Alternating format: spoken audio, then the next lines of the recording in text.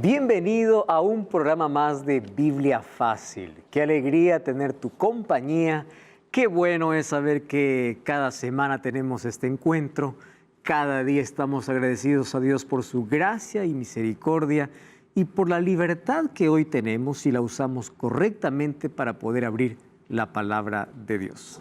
Ya comenzó tu programa de estudio bíblico, Biblia Fácil, y hoy, como siempre, vamos a abrir la palabra de Dios para continuar acompañando a Jesús en este recorrido especial que inició en el santuario. Exactamente, eso es lo que venimos diciendo en estos últimos programas, que si el camino de Dios es el santuario, quiere decir que cuando Jesús vino a esta tierra, tuvo que recorrer el patio, luego el lugar santo, para finalmente entrar en el lugar santísimo. Si tú quieres conocer más sobre estos temas, nosotros te ofrecemos para ti un DVD, y es totalmente gratis. Se trata del DVD Santuario El Camino de Dios. Puedes solicitarlo ahora mismo a través de nuestro número de WhatsApp, que es el +5512 9810 1460. Solicítalo ahora y te recuerdo que es totalmente gratis. Estamos junto a 6 amigos de diferentes países en esta temporada, hablando sobre el santuario, y una vez más, bienvenido. Bienvenidos amigos, estamos listos para abrir la Biblia y para continuar en ese recorrido al lado de Jesús por el santuario. Y como siempre, antes de abrir la palabra de Dios, vamos a orar. Querido Dios, estamos listos para poder abrir tu palabra y que tu palabra abierta pueda traernos conocimiento, pueda iluminar nuestra vida y nosotros podamos ser receptivos, podamos aceptar la verdad que hoy vamos a comprender. Abre nuestros ojos a ese glorioso y maravilloso plan, ese plan de amor que hiciste a nuestro favor. Vamos a abrir tu palabra, teniendo la seguridad de que tu Santo Espíritu nos va a guiar, que tu Santo Espíritu será nuestro maestro, nuestro profesor, para colocar esta verdad en nuestro corazón. Bendice a las personas que están viendo este programa, bendice a este lindo grupo. Estamos aquí estudiando tu palabra. En el nombre de Jesús. Amén. Muy bien, el tema de hoy será el recorrido de Jesús en el lugar santo. Si ustedes recuerdan, en el programa anterior, nosotros vimos cómo Jesús, cuando se encarnó, es decir, Dios, cuando se hizo hombre, se dio hombre, Jesús vino y nació en el campamento. A los 30 años, la edad que iniciaban los sacerdotes a ministrar, entró al atrio. Y cuando entró al atrio o al patio, pasó por la fuente de agua a través del bautismo.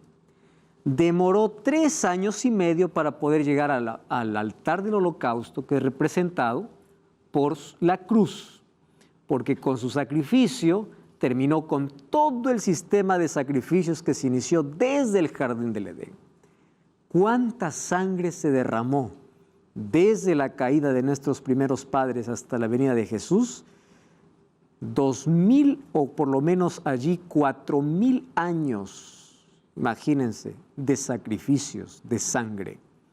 Porque la humanidad más o menos tiene un poco más de 6000 años desde la creación hasta el pueblo antediluviano o hasta Noé hay 2000 años. De allí hasta la primera venida de Jesús hay otros 2000 años, serían 4000. Desde la primera venida de Jesús hasta hoy hay otros 2000 años. Entonces, esos 4000 años antes de que Jesús viniese a la tierra a morir, fue un camino de sangre. Y a través de los sacrificios, Adán, los patriarcas comprendieron cuánto costaría nuestra salvación. Hoy quiero reflexionar con ustedes en un texto que me llama la atención, basado en el libro de Salmos. Antes yo quiero decirles que en la Biblia tenemos ciertos libros que hablan mucho acerca del santuario, diferentes características o aspectos del santuario. Por ejemplo, en el libro de Éxodo encontramos el pacto y la estructura del santuario. En el libro de Levítico, cuáles eran los ritos y ceremonias que se hacían en el santuario. En el libro de Salmos encontramos que eran los cánticos que en el santuario se cantaban, se entonaban. Era la adoración en el santuario. Cuando vamos al libro de Daniel y Apocalipsis encontramos que el santuario es un tema principal.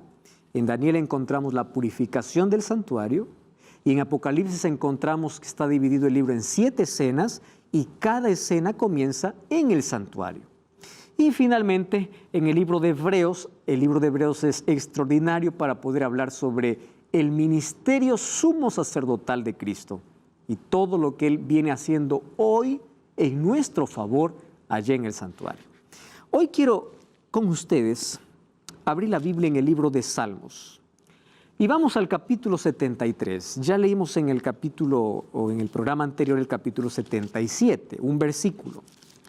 Hoy vamos a leer el capítulo 73. Y saben que en Salmo 73 encontramos la experiencia de un hombre. ¿Cómo se llama este hombre? ¿O quién escribe este salmo? También Asaf. Recuerdan que yo les dije que Asaf también había escrito Salmo 77, donde decía, tu camino, oh Dios, es el santuario. El mismo que habla que el camino de Dios es el santuario, es el mismo que escribe Salmo 73. No todos los salmos fueron de David. Aquí hay una mezcla, hay cánticos de Moisés, hay cánticos de David y hay cánticos de Asaf. Asaf escribió muchos salmos. Él era un cantor, uno de los principales cantores. Solo que en el capítulo 73, él cuenta su experiencia y me llama la atención que viene de lo general a lo personal. Y eso tiene que ver mucho con nosotros. Vamos a repasar, por ejemplo, versículo 1. Acompáñenme allí. Dice allí, ciertamente Dios es bueno. Qué lindo, ¿verdad? Dios es bueno. Lo que pasa es que para muchos esto puede ser solamente un concepto. ¿Quién es Dios? Dios es amor, Dios es bueno. Y él dice, para con los limpios de corazón. Ahí está el concepto ya medio que nos puede tener un problema, ¿no? ¿Dios es bueno solo para con los limpios de corazón o es bueno para con todos? Para con todos. El problema es que el ser humano intenta ganar puntos a veces para con Dios, pensando que mientras más obras buenas haga, Dios lo va a amar más. Y eso es un concepto equivocado, porque Dios no nos ama por lo que hagamos. Dios nos ama por lo que somos. Y aunque no tengamos nada bueno que ofrecer en la vida, Dios nos ama porque somos su creación. Entonces, hagas lo que hagas en la vida, no habrá nada de lo que hagas que hará que Dios te ame menos. Pero ¿cuál es el concepto? Yo hago cosas buenas, Dios me tiene que bendecir. Yo hago cosas malas, Dios me tiene que castigar. ¿Quién colocó ese concepto en la mente? Y aquí Asaf dice, Dios es bueno, pero para los que tienen el corazón limpio. Muy bien, vamos al versículo 2. En cuanto a mí, dice, casi se deslizaron mis pies, por poco resbalaron mis pasos. ¿Por qué? Tuve envidia de los arrogantes, vi la prosperidad de los impíos. Wow, miren el versículo 7. Sus ojos saltan de gordura, logran con creces los antojos de su corazón. Viene el versículo 9. Ponen su boca contra el cielo y su lengua pasea la tierra. Versículo 12. Estos impíos, sin ser turbados, alcanzan riquezas. Versículo 3. Él se pone a quejar. ¿Y por qué se queja? Dice así, verdaderamente en vano he limpiado mi corazón. Wow. En vano he lavado mis manos en inocencia, pues he sido azotado todo el día y castigado todas las mañanas. Él siente que está siendo castigado. Y él se pone a preguntar, entonces, ¿de qué sirve? ¿De qué sirve tener el corazón limpio? Ustedes ya no han escuchado a personas, ustedes mismos se han cuestionado eso. Ven una persona que no tiene el temor de Dios, parece que es más bendecida, tiene más, no le pasa nada, todo está bien. En cambio, tú intentas ser fiel a Dios, tienes problemas, tienes luchas, tienes enfermedades, tienes tragedias. Parece que tú trabajas y eres más pobre. El otro que no teme a Dios no trabaja y tiene más dinero. Entonces, ¿cómo se entiende esto? Si hay tanta injusticia y uno cuestiona y dice, ¿cómo es posible? Yo ya leí muchos mensajes, pastor, no merezco esto, porque uno piensa que lo que tiene la vida es por mérito. Yo no merezco, yo soy fiel. Muy bien. Versículo 17. Dice así, hasta que entré en el santuario de Dios y comprendí el fin de ellos. ¿Cuándo se acabó la envidia? ¿Cuándo se acabó la queja? Cuando entró, ¿dónde? En el santuario. Miren el versículo 19, cómo han sido asolados de repente. Versículo 21, se llenó de amargura mi alma, mi corazón sentía punzadas. Tan torpe era yo que no entendiera como una bestia. Con todo yo siempre estuve contigo, me tomaste de la mano derecha. Versículo 25, ¿a quién tengo yo en los cielos sino a ti? Fuera de ti nada deseo en la tierra. Mi corazón y mi carne se desfallecen, mas la roca de mi corazón, mi porción es Dios para siempre. Versículo 28. En cuanto a mí, el acercarme a Dios es el bien. He puesto en Jehová el Señor mi esperanza para contar tus obras. ¿En qué momento cambió su visión Asaf? El momento que entró, ¿dónde? En el santuario. Porque en el santuario encontramos el amor y la justicia de Dios, que es igual para todos. Dios es bueno para con todos y es justo para con todos. Por eso es que Él cuando viene a recompensar a cada uno conforme fuere su obra. Eso es justicia. Muy bien. Y en Salmos también encontramos el Salmo 23, un salmo conocido, Jehová es mi pastor, no me faltará. ¿Cómo termina el Salmo? En la casa de Jehová moraré por largos días. ¿Cuál es la casa de Jehová? El santuario. Jesús prometió en Juan 14, voy a preparar un lugar para vosotros. Si me fueres a preparar el lugar, vendré otra vez. ¿Cuál es esa morada? En el santuario. Entonces, la Biblia está lleno de este término, lleno del santuario, del conocimiento de la salvación. ¿Y por qué es interesante? Aquí hemos descubierto que en la cruz Jesús hizo expiación completa a nuestro favor y su sacrificio nos garantiza el derecho a la vida eterna. El apóstol Pablo va a hablar cómo ese sacrificio lo va a colocar con diferentes términos. Por ejemplo, el primer término que usa Pablo es el término propiciación. Romanos 3:25 dice, ¿a quién Dios puso como propiciación? ¿De dónde viene este lenguaje? Viene un lenguaje de culto. Resulta que antes algunas personas, para poder aplacar la ira de sus dioses, hacían sacrificios humanos. Eso era parte de la adoración pagana. Solo que ahora dice, tú no necesitas hacer ningún sacrificio para merecer el perdón de Dios. Dios mismo hizo el sacrificio a través de su Hijo. De ahí viene esa palabra, propiciación. Hay otra palabra, redención. Ahí el libro de 1 Pedro 1:18 dice, sabiendo que fuiste rescatados con la sangre preciosa de Cristo. ¿De dónde viene? Del ambiente de mercado. Ahí estaban los esclavos siendo comprados. Viene alguien y nos rescata, paga el precio. Justificación, ¿de dónde viene? Del ambiente judicial. Justificados por la fe tenemos paz para con Dios. Donde el juez declara inocente. ¿Y en qué momento Dios nos declara inocente? Cuando aceptamos a Cristo. ¿Por qué cuando aceptamos a Cristo? Porque Cristo coloca su justicia en nosotros. Él se coloca delante de nosotros. Y cuando Él se coloca delante de nosotros, nosotros somos perfectos, porque nos escondemos detrás de Él. Esa es justificación.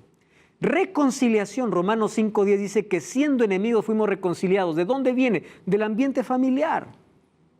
Cuando hay allí peleas, disputas, viene entonces la reconciliación. Ahora, en el santuario, nosotros también hemos visto hasta aquí que el santuario o los dos santuarios, tanto el terrenal como el celestial, tienen una relación muy estrecha, tanto en estructura como en funciones. Entonces, una relación estructural y funcional. Estructural porque todas las cosas que había en el cielo, Moisés lo hizo en la tierra, en miniatura, en algo pequeño, para ilustrar la salvación al pueblo de Israel. Y funcional porque los servicios que se hacían aquí ilustraban lo que Jesús haría ¿dónde? En el cielo, después de su resurrección. Por eso que en el libro de Apocalipsis capítulo 1 encontramos varias referencias como ahora Jesús está en el cielo, en el santuario. Por ejemplo, en capítulo 1, versículo 12, dice que Jesús está en medio de los 7 candelabros de oro. ¿Dónde está? En el cielo. Allí en el capítulo 8 habla acerca del incenciario o el incenciario que está en el cielo. Y en sí, todas las cosas que había en la tierra, Apocalipsis dice que en el cielo existe. Ahora, otra cosa. El sacerdote, todos los días tenía un trabajo muy forzado, muy pesado. ¿Por qué? Porque había un ritual diario. Aparte de quemar los 2 sacrificios por la mañana y por la tarde, el sacerdote tenía que mantener las lámparas del candelabro, tenía que ofrecer la ofrenda del incienso, tenía que cambiar los panes de la proposición, tenía que hacer las ofrendas de los sacrificios individuales. Imagínense cada día cuántas personas venían para ofrecer sacrificios. Ahora, ese ministerio sacerdotal de Jesús aquí en la tierra, del sacerdote aquí en la tierra, un día Jesús lo ejercería en el cielo. Entonces, era a través del sacerdote que se hacían 4 cosas. Número 1, expiación, intercesión, vida física y espiritual y luz. ¿De qué manera? Expiación por la sangre derramada, intercesión por el humo que subía del altar del incienso, vida física y espiritual a través del pan de la proposición y luz por medio de las 7 lámparas. Todo haciendo referencia al ministerio de Cristo. Entonces, un día Cristo tendría que llegar al cielo y tendría que entrar ¿a dónde? Al primer compartimento, al lugar santo. Y eso es lo que dice el libro de Hebreos, capítulo 8 y capítulo 9, versículo 23. Mas hoy vamos a ver en qué momento Jesús entra al lugar santo. Entonces ya hemos visto que Jesús sale del campamento, entra al patio, pasa por la fuente de agua, pasa por el altar del holocausto, dando su propia vida, y allí nos quedamos. ¿Y en qué momento entra para el lugar santo? Muy bien, vamos a leer un texto aquí. Juan 16:7 dice así: yo os digo la verdad, os conviene que yo me vaya, porque si no me fuera, el Consolador no vendría. Mas si me fuere, yo os lo enviaré. Presten atención a lo que está diciendo Jesús. Os conviene que yo me vaya. ¿Por qué nos convendría o por qué convendría a los discípulos que Jesús se vaya? Porque si Jesús no iba al cielo, no habría intercesión. Por más que hubiese habido sacrificio. Recordemos que aquí ya mencionamos en otro programa que el sacrificio de Jesús es suficiente, ¿correcto?, para poder salvarnos, pero solo se aplica a favor del que lo acepta. Por eso Juan 3:16 dice: porque de tal manera amó Dios al mundo que ha dado a su Hijo unigénito. No dice para todo el mundo, para que todo el mundo se salve. Dice para que todo aquel que en Él crea no se pierda. Quiere decir que el que no cree está perdido. El que no acepta el sacrificio está perdido. ¿Y cómo el ser humano acepta ese sacrificio? Para eso tenemos que entender el ministerio sacerdotal. El pecador, cuando venía a ofrecer su ofrenda, ¿cuándo estaba perdonado? Estaba perdonado cuando el sacerdote le ayudaba entrando con la sangre del animal al lugar santo. Cuando él salía, recién él estaba perdonado. Entonces, cuando nosotros vamos a Cristo, Él ya no necesita llevar sangre de cualquier animal, porque es con su propia sangre que nos cubre. Entonces, ese ministerio Jesús tendría que hacer. Y Jesús dice: os conviene que yo me vaya. ¿Por qué razón? Porque resulta que cuando Jesús estuvo aquí en la tierra, Él era Dios hombre. Y Él como hombre no podía estar en todo lugar. En cambio, el Espíritu Santo sí podía estar en todo lugar. Él dice: es mejor que yo me vaya, pero les voy a garantizar algo. Cuando yo me voy, yo les garantizo que quien va a estar con ustedes es el Espíritu. Ahora viene lo más esencial. ¿Cuál es el trabajo del Espíritu? Resaltar el sacrificio de Jesús. Llevar a la persona a Jesús para que la sangre de Cristo pueda ser aplicada a su favor. ¿Y quién te recibe? Cristo mismo. Lo que se hacía aquí en el santuario, se hace también en el cielo. Ahora, presten atención aquí a un detalle. El apóstol Pedro, cuando vino el Espíritu Santo, él habló para la cantidad y miles de personas que estaban allí, y él dice así en Hechos 2, 32 y 33. A este Jesús resucitó Dios, de los cuales todos nosotros somos testigos. Así que Miren lo que dice Pedro. Exaltado por la diestra de Dios y habiendo recibido del Padre la promesa del Espíritu Santo, ha derramado esto que vosotros veis y oís. ¿Qué significa? Cuando ellos recibieron el Espíritu Santo, ellos recordaron lo que Jesús les dijo. Si yo me voy, enviaré el Espíritu. Y eso era evidencia de que si el Espíritu Santo había descendido, significa que Jesús había entrado ¿a dónde? Al lugar santo. La garantía de que Jesús entró para ser nuestro intercesor es la venida del Espíritu Santo. Ahí se cumplió la promesa. Pero hoy lo vamos a ver con un poquito más de detalles. Jesús dijo, si yo no me fuera, el Consolador no vendría. Y este es un texto que ya le hemos leído, más conviene leerlo una vez más. Vamos a Juan, capítulo 7. El libro de Juan, capítulo 7, versículo 39. Juan, el Nuevo Testamento, capítulo 7, verso 39. ¿Quién encontró el texto allí? ¿Puede leer, por favor? Juan 7, 39. Zulma. Esto dijo del Espíritu que habían de recibir los que creyesen en él, pues aún no había venido el Espíritu Santo, porque Jesús no había sido glorificado aún. Muy bien.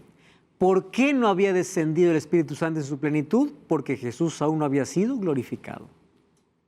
Y ustedes saben que Apocalipsis capítulo 4 y capítulo 5 habla de cómo fue esa entronización.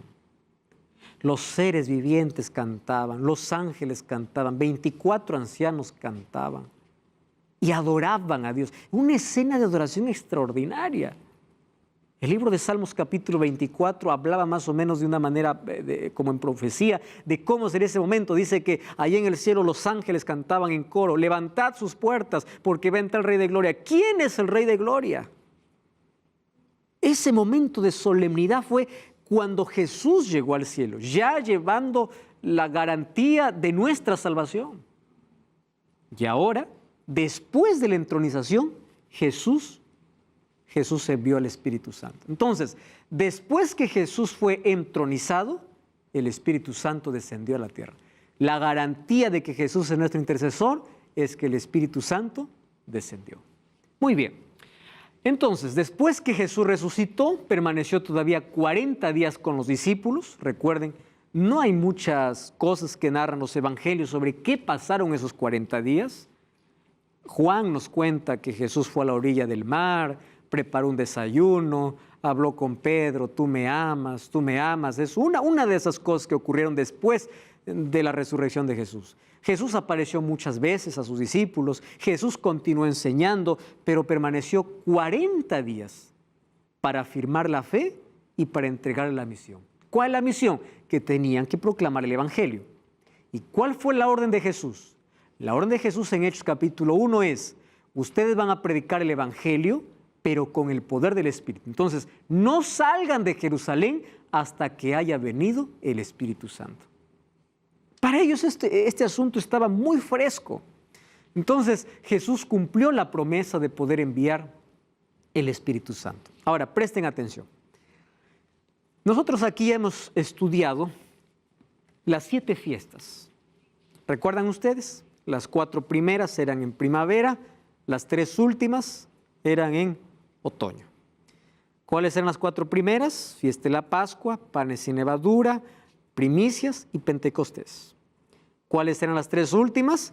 La fiesta de las trompetas, la fiesta de la purificación del santuario y la fiesta de las cabañas o tabernáculos.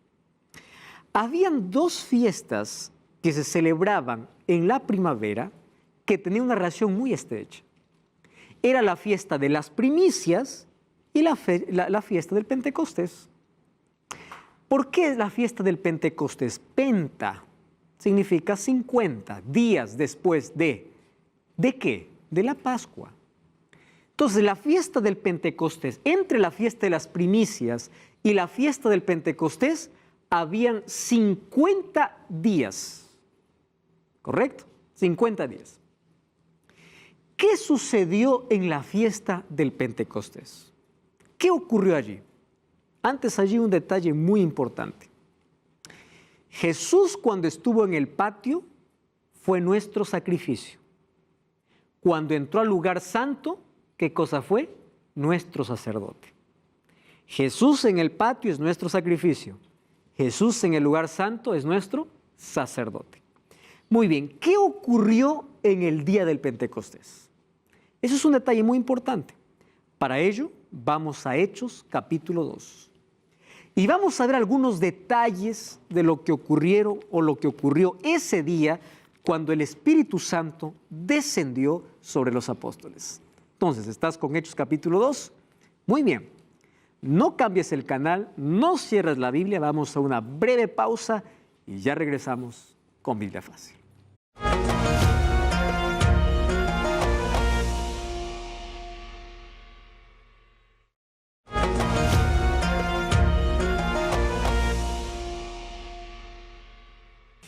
Estamos de regreso, esto es Biblia Fácil, hoy hablando sobre en qué momento Jesús entró al primer compartimiento, que es el lugar santo. Ya estudiamos en el capítulo anterior cómo Jesús entró al patio, pasó por la fuente de agua y después de 3 años y medio llegó al altar del holocausto. Allí dio su vida. ¿Y cuánto tiempo llevó a Jesús desde el altar del holocausto hasta el primer compartimiento? La respuesta es simple, 50 días. ¿Por qué 50 días? Porque en 50 días el Espíritu Santo descendió sobre la tierra. Justamente descendió cuando todos estaban celebrando la fiesta del Pentecostés o la fiesta de la cosecha. Recordemos que habían 2 fiestas que tenían que ver allí con los cultivos de las primicias y del Pentecostés, de la cosecha. Las primicias eran los primeros frutos, que eran los frutos de cebada, y la del Pentecostés se cosechaba todo el trigo. Entonces, entre una y la otra habían 50 días de diferencia. La fiesta de las primicias representaba ¿qué cosa? La resurrección de Jesús. Solo que después que Jesús resucitó, ¿cuántos días estuvo en la tierra? 40 días. Después fue para el cielo. Y después de 10 días, el Espíritu Santo descendió. Justamente cuando se completaron los 50 días. En el día 50, en la fiesta allí, en la fiesta del Pentecostés. Vamos a Hechos capítulo 2. Dice allí el versículo 1. Cuando llegó el día de Pentecostés. ¿Qué cosa era el Pentecostés? Una fiesta. ¿Correcto? Estaban todos unánimes juntos. De repente vino del cielo un estruendo como un viento recio que sopla, el cual llenó toda la casa donde estaban sentados. Y se les aparecieron lenguas repartidas como de fuego. No dicen que era de fuego, era como, parecido al fuego. ¿Y qué más allí? Asentándose sobre cada uno de ellos, y fueron todos llenos del Espíritu Santo y comenzaron a hablar en otras lenguas. Yo quiero que ustedes me ayuden allí porque juntos vamos a leer bien el texto. Y hay una palabra que muchos no le han tomado atención. Cuando desciende el Espíritu significa que Jesús entró al lugar santo. Eso está claro, ¿verdad? Entonces, cuando desciende el Espíritu sobre los apóstoles, comienzan a hablar lenguas según el Espíritu les daba. Quiere decir que cada uno recibía un don de lengua totalmente diferente. La palabra lengua, que viene del término glosa, significa idioma. Vamos a leer un poquito más abajo. Dice allí, miren, versículo 6. Y hecho este estruendo, se juntó la multitud y estaban confusos, porque cada uno les oía hablar en su propia lengua. ¿Qué cosa es hablar en lenguas? ¿Hablar lo que nadie entiende? No. Hablar en lengua es que yo hable una lengua que otro entiende sin ser mi lengua. Entonces, ¿por qué el Espíritu Santo dio el don de lenguas? Para predicar el Evangelio. No tenía otra finalidad. Además dice que era según el Espíritu les daba. Versículo 8. O versículo 7. Estaban atónitos y maravillados diciendo, ¿no son galileos los que hablan? ¿Cómo le oímos nosotros hablar cada uno en nuestra lengua? Entonces, los discípulos no es que ahí estaban allí en un show, ahí estaban hablando, cada uno nadie entendía. No, la gente le entendía, porque la gente decía, está hablando en mi lengua. ¿Y por qué era necesario que los discípulos hablen lenguas? Vamos al versículo 9. Porque allá había gente por lo menos de 14 países. Miren, medos, partos, elamitas, Mesopotamia, Judea, Capadocia, en el Ponto y en Asia, Frigia, Panfilia, en Egipto, las regiones del África, más allá de Cirene, y romanos residentes, tanto judíos como prosélitos, cretenses y árabes, les oímos hablar en nuestras lenguas. ¿Está claro el texto? ¿Qué cosa es el don de lenguas? Idiomas. La gente le entendió en su propio idioma. Entonces, ¿por qué por ahí hay muchas personas que dicen, nosotros tenemos el Espíritu porque hablamos lenguas? ¿Qué lengua hablas?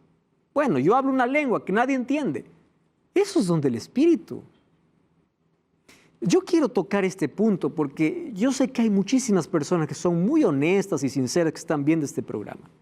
Hasta aquí ya leíste que las personas que entendieron o vieron hablar a los discípulos, ellos se sorprendieron porque hablaban en su lengua. Quiere decir que el mensaje era entendible. ¿Cuál es el resultado? Capítulo 2, ahí en el versículo 41, versículo 42 dice, así que los que recibieron su palabra fueron bautizados y se añadieron aquel día como 3,000 personas. ¿Por qué fueron bautizados? Porque entendieron el mensaje en su propia lengua. ¿Qué cosa es hablar lenguas? Aquí estoy hablando el español. De pronto, yo estoy en un lugar y hay personas que no entienden el español. Si Dios quiere, me dé el don de lenguas y yo puedo hablar en su propio idioma y la persona entiende. Eso es un don de lenguas. Pero hoy las personas interpretan esto así. No, nosotros tenemos el Espíritu. ¿Por qué? Porque hablamos lenguas. ¿Y qué hablas? No sé, nadie entiende. Vamos a ver qué dice la Biblia. Vamos a 1 Corintios. Mira lo que dice 1 Corintios capítulo 12, para poder despejar esto, porque hay dos cosas que está confundiendo con el Espíritu, ya que estamos hablando de la venida del Espíritu. Una cosa es don del Espíritu Santo y otra cosa es fruto del Espíritu Santo. ¿Correcto? Vamos a hacer la diferencia entre estas dos cosas. ¿Qué cosa es un don? Capítulo 12 de 1 Corintios, versículo 4. ¿Qué cosa dice? Ahora bien, hay diversidad de dones. Quiere decir que no hay un solo don. Hay muchos. ¿Cuáles son? Dice, versículo 5, hay diversidad de ministerios. Versículo 6, hay diversidad de operaciones. ¡Wow! Versículo 8, porque este es el que es dada por el Espíritu según la palabra de sabiduría, a otro le da palabra de ciencia, a otro fe, a otro dones de sanidad por el mismo Espíritu, a otro hacer milagros, a otro profecía y a otro hablar lenguas. Quiere decir que no todos tienen este don. Entonces, cuando tú escuchas algún mensaje diciendo, tú aquí tienes que venir y hablar lenguas porque es la evidencia que el Espíritu está, muestra ese texto. Dios no le da a todos el mismo don. Entonces, dones son repartidos por Dios como Él quiere. No es que todos tienen que tener el mismo don. Miren el versículo 11. Pero todas estas cosas las hace uno y el mismo Espíritu, repartiendo a cada uno como Él quiere. ¿Está claro ese asunto? Versículo 30. ¿Tienen todos dones de sanidad? ¿Hablan todos lenguas? Qué pregunta que está haciendo, ¿verdad? ¿Interpretan todos? No. Entonces es una mentira inventada por allí, donde se dice de que si tú vas a una iglesia tienes que hablar lenguas para tener la evidencia del Espíritu. No, los dones espirituales son dados con un solo propósito. No es exaltación propia, predicación del Evangelio. Es para eso que te da el don. Y ustedes leen el capítulo 14, ustedes van a encontrar todo acerca del don de lenguas. Ahí en el versículo 2 dice: el que hable en lenguas no habla a los hombres sino a Dios, nadie le entiende. Y hay algunos que toman ese texto y dice: ¿por qué habla misterios? Aquí está. Y el que habla en lengua extraña a sí mismo se edifica. Muy bien, ¿qué cosa habla sobre este asunto? Miren, ¿de qué está hablando? Versículo 10. Tantas clases de idiomas hay. A eso está refiriendo Pablo. Idiomas. Versículo 12. Dice: así vosotros anheláis dones espirituales y procurar andar o abundar en ellos para edificación de la iglesia. Entonces, si lo que Dios me da no edifica, no sirve. ¿Correcto? Si yo hablo cosas que ni yo entiendo, no sirve.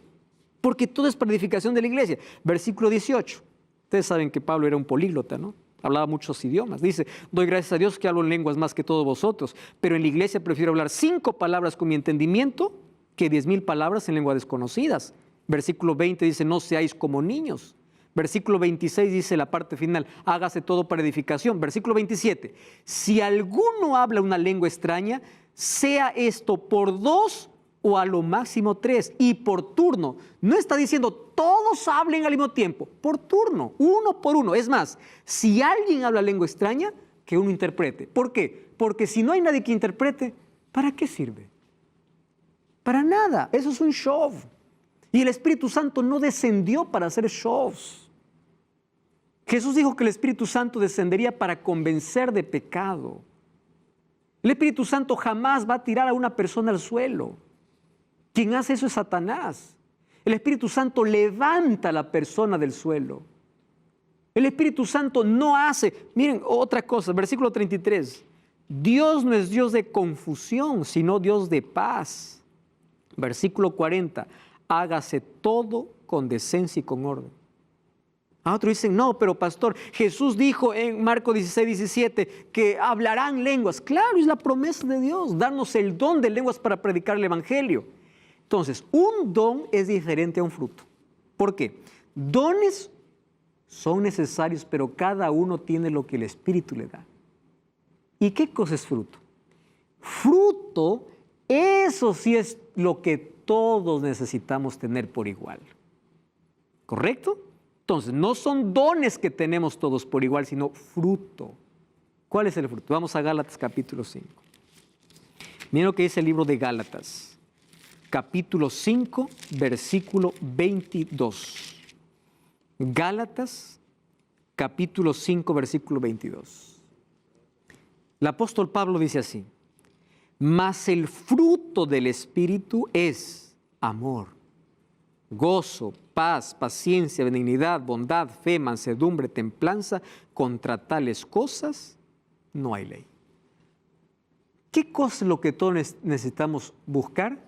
Tener. No es un don, porque el don Dios da a cada uno como quiere, pero sí el fruto.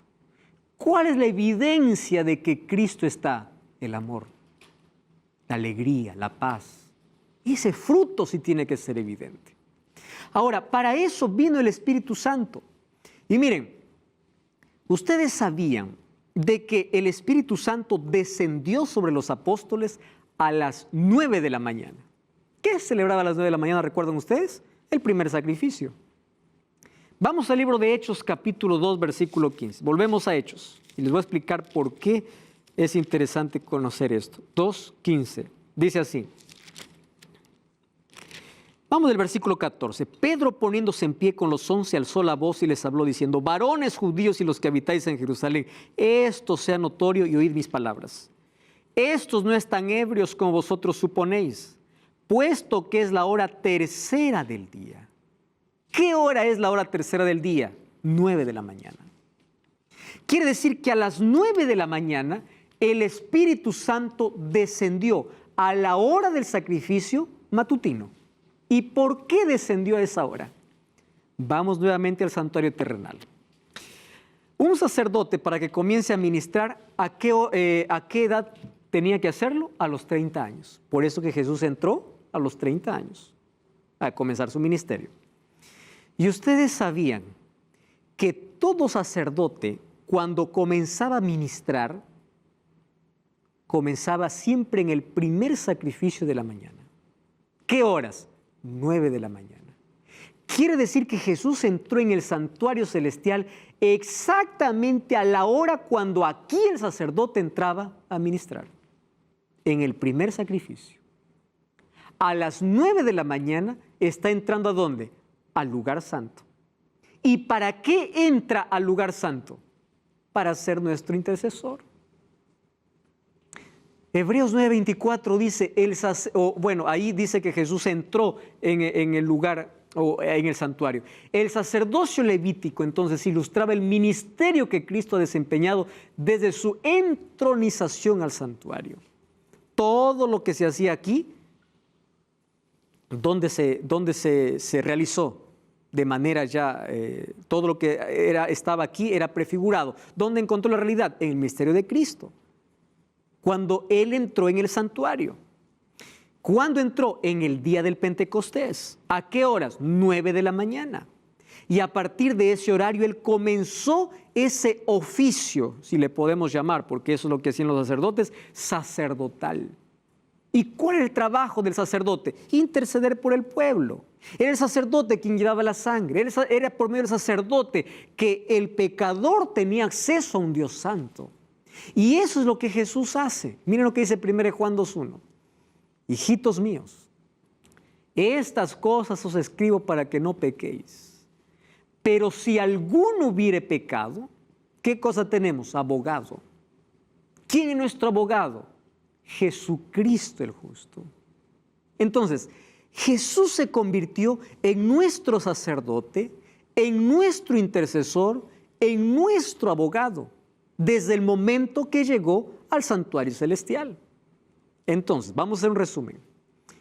¿Dónde nació? En el campamento. A los 30 años vino a la fuente de agua. Se bautizó. Demoró 3 años y medio y llegó al altar de sacrificio. Allí murió. Y de aquí para el lugar santo, ¿cuántos días demoró? 50 días. Porque después de 50 días, el Espíritu Santo descendió. Y la evidencia de que Jesús entró al santuario en el cielo, fue entronizado allá, es que el Espíritu Santo descendió. ¿Y para qué vino el Espíritu Santo? Para convencer de pecado, para llevar a la persona a Jesús. Entonces, cuando una persona dice, yo tengo necesidad de Dios, quiero leer la Biblia, despierta un interés, eso no es natural, eso es el trabajo del Espíritu Santo, es Dios trabajando en el corazón, es Dios llamándote. El hecho de que tú estés viendo este programa hasta este momento es Dios intentando impresionar tu vida, es el Espíritu Santo llamándote para el reino. A partir de allí, Jesús se convirtió en el único mediador. 1 Timoteo 2:5 dice, porque hay un solo mediador y un solo Dios. Un solo mediador entre Dios y los hombres. ¿Quién? Jesucristo hombre. Tú no necesitas ir a una virgen para que sea intercesora. No necesitas hablar con un santo para ser tu mediador. Porque la Biblia dice que Jesucristo es nuestro mediador. Él es el único intercesor. Satanás ha intentado quitar el ministerio de Cristo y colocarte otros caminos para desviarte de tu mirada fija que debe estar en Cristo. ¿A quién estás pidiendo? ¿A quién estás orando? ¿A quién estás clamando? ¿Por quién estás haciendo penitencias o sacrificios? ¿Acaso no ves lo que la palabra de Dios dice? Hay un solo mediador, uno solo. Jesucristo, desde el momento que ingresó al santuario, Él se convirtió en tu intercesor. ¿Qué cosa es lo que está haciendo Jesús allí? Allí Jesús está aplicando su sangre a tu favor. Jesús murió por todos, pero no todos se salvan. ¿Sabes por qué? Porque no todos aceptan su sacrificio. Entonces, su sacrificio en la cruz es en vano por aquel que lo rechaza. Yo te pregunto, ¿serás capaz de despreciar todo un sacrificio hecho por el cielo a tu favor? ¿Serás capaz de renunciar lo más valioso de la vida? ¿Serás capaz de poder tomar otro camino? ¿Serás capaz de quitar tu vista de Jesús para empezar a clamar a los santos, buscar otro intercesor, otro medio? Cuando Jesús dice, yo soy el único camino, yo soy la vida y yo soy la verdad, yo soy el único intercesor, yo soy el único puente, no existe otro medio. Entonces, si hasta aquí tú has estado buscando otro medio, otro intercesor, has estado buscando otro camino, para con eso. Y es hora de ir a Jesús. Es hora de acercarnos ante ese trono. Es hora de poder acercarnos al santuario donde hoy está Jesús como nuestro sumo sacerdote. La próxima lección vamos a hablar en qué momento Jesús entró al lugar santísimo para ser nuestro sumo sacerdote. Pablo dice, acerquémonos confiadamente ante el trono de la gracia para encontrar oportuno socorro. En este momento yo te voy a desafiar a tomar una decisión. La decisión es la siguiente: tú debes aceptar a Cristo en el corazón. Tú debes llegar a Cristo para que sea tu abogado. Pero otra cosa te voy a pedir: deja que el Espíritu Santo te conduzca a Cristo. Porque la obra del Espíritu Santo es esa: abrir tus ojos para la verdad. La obra del Espíritu Santo es que tú puedas conocer la verdad y puedas vivir la verdad. Antes de que aceptes la obra del Espíritu en tu vida, el Espíritu trabaja de afuera para adentro, pero cuando aceptas a Cristo en tu vida, entonces el Espíritu empieza a trabajar de adentro para afuera, cambiando tus hábitos, cambiando tu vida, cambiando aquellas cosas que te arruinan. Tú vas a ser transformado por el Espíritu en la medida que le permites. Y hoy el Espíritu está trabajando en tu corazón. ¿Hace cuánto tiempo escuchas su voz? No lo sé. Pero sí una cosa: llegó la hora de dejar la oscuridad y llegó la hora de brillar por Jesús. Llegó la hora de acercarse a Cristo. Llegó la hora de ser un cristiano que está aferrado a Cristo. Y cuando estás aferrado a Él, tú experimentas los cambios que por tus propias fuerzas no puedes hacer. Primera de Juan 1:9 dice: hijitos míos, o si confesamos nuestros pecados, Él es fiel y justo para perdonarnos de todos nuestros pecados y limpiarnos de toda maldad. ¿Tú sabías que hay perdón para ti? Tú estás cargando de manera innecesaria culpa, un pasado terrible. Estás en la oscuridad, no sabiendo de que hay una luz que brilla para iluminarte y llevarte al mejor camino. Mientras Jesús está intercediendo en el santuario, mientras Él está allí como tu abogado, hay perdón. Entonces es hora de acercarnos a ese santuario. Es hora de pedir que Dios pueda iluminar nuestra vida. ¿Por qué no decirlo como decía la música? Quiero brillar también por ti, más para ello. Quiero que primero me puedas brindar tu luz. Dios puede iluminar un corazón oscuro. Dios puede sacarte de la peor oscuridad de la vida. No existe pozo más profundo donde el brazo de Cristo no pueda sacarte. No existe lugar más lejano hasta donde Cristo no pueda traerte. Y hoy, si permites que el Espíritu Santo trabaje en tu vida, Él va a hacer por ti lo que tú no puedes hacer. ¿Tú permites eso en tu corazón? Cierra tus ojos, vamos a orar. Querido Dios, en este momento hacemos nuestra entrega a ti. Queremos que Jesucristo pueda brillar en el corazón. Que tu Santo Espíritu nos ayude a comprender no solamente el mensaje de salvación o el plan de salvación, sino aceptarlo en la vida. Que cada día podamos caminar en tu luz para así también, con la luz que recibimos, podamos brillar y otras personas puedan conocer de tu amor. Colocamos nuestra vida en tus manos, en el nombre de Jesús. Amén.